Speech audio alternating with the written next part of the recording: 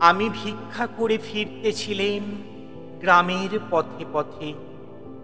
তুমি তখন চলেছিলে তোমার স্বর্ণরথে।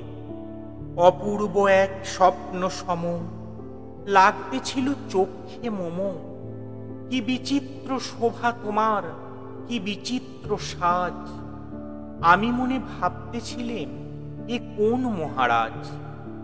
আজি শুভক্ষণে রাত পোহালো, ভেবেছিলেম তবে আজ আমারে দাঁড়ে দাঁড়ে ফিরতে নাহি হবে।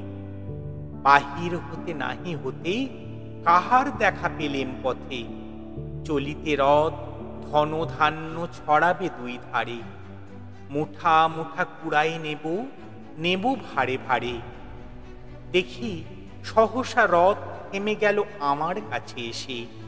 আমার মুখ পানে চেয়ে নামলে তুমি হেসে।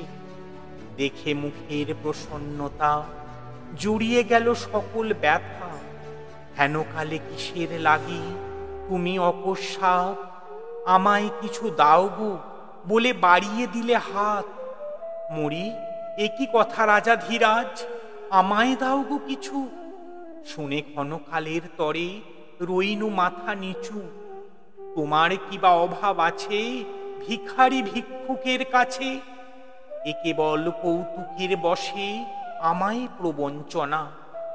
ঝুলি হতে দিলেম তুলে একটি ছোট কোনা। যবে পাত্রখানি ঘরে এনে উজাড় করি, এ কি ভিক্ষা মাঝে একটি ছোট সোনার কোনা দেখি। দিলেম যা রাজ ভিখারিরে, স্বর্ণ হয়ে এলো ফিরে। তখন কাঁদি চোখের জলে দুটি নয়ন ভরে। তোমায় কেন দিইনি আমার সকল শূন্য করে।